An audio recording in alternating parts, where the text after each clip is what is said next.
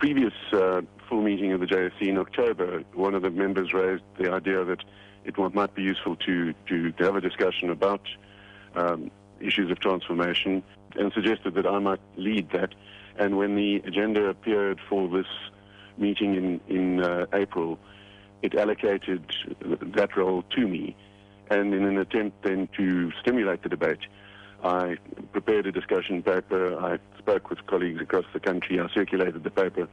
And when having finalized it, I then presented it to the Commission and distributed it. And yes, that's what set off the fireworks in the Commission this past week.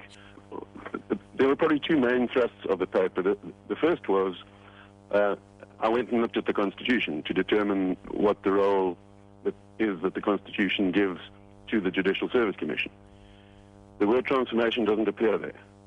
And having looked at that, and knowing, as one does, as one is in various parts of our society, that concepts like that carry political implications, political baggage, I made the point that it was dangerous to seek to apply a transformation duty to the Judicial Service Commission, undefined, when there are very precise words in the Constitution defining what the role is.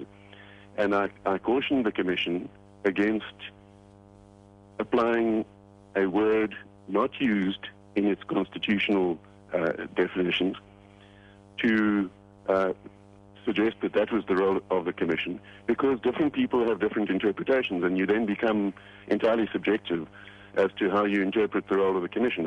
I cited two possible examples. One person may think that transformation requires the rote replacement of the majority white male judges with black judges and women judges. Another person's approach may be, irrespective of race or gender, we need to change the judiciary so as to appoint people who reflect the values of the Constitution.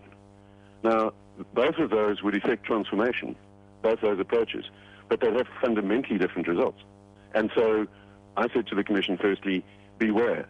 Don't adopt a role which the Constitution doesn't give to you in those terms, because you run the risk of being subjective, of allowing agendas to operate which are not those that the Constitution prescribes. The second point was simply this: whether you like it or not, given the way that the Commission has interpreted transformation, there is a perception in our society that the Commission is set against the appointment of white male candidates except for exceptional circumstances, and I said the Commission must debate that. If that is the approach of the Commission, it must say so. But whatever the approach of the Commission is that would emerge at the end of such a discussion, the Commission must make clear what its approach is. Otherwise, that perception will continue. So it's risky to apply a politically charged term. That certainly the Constitution is explicit in Section 174(2). Once you've crossed the hurdle of identifying appropriately qualified people who are fit and proper, when you then say, of these candidates we have before us, there are so many that are appropriately qualified and fit and proper people. Right, which of those are to be appointed? One of the considerations the Commission must apply is that broad need for proper diversity representation in the judiciary. But you've got to cross the first hurdle.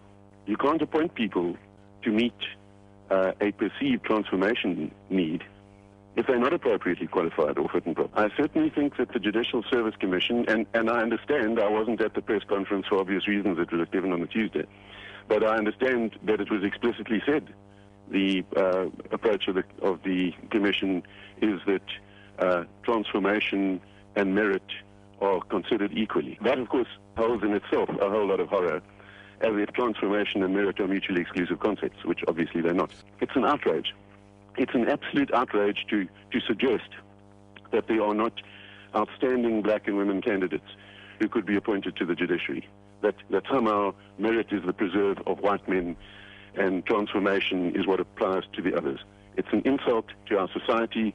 It's an insult to outstanding legal practitioners of the black community and outstanding women candidates. For a start, that is the order in which the Constitution lists what is required. Section 174(1) says any appropriately qualified woman or man who is a fit and proper person may be appointed as a judicial officer. And plainly, if you don't meet those criteria, it doesn't matter whether you're a woman or a black person or anyone else. You can't be appointed. So you have to identify that people qualify for appointment before you can give consideration to the variety of needs, including the important constitutionally stipulated one, that the need for the judiciary to reflect broadly the racial and gender composition of South Africa must be considered. But you can't start at the tail end. You can't say, right, we are going to appoint so many women and so many black people, and then say, well, thereafter we'll give consideration to whether they meet the appointment requirements.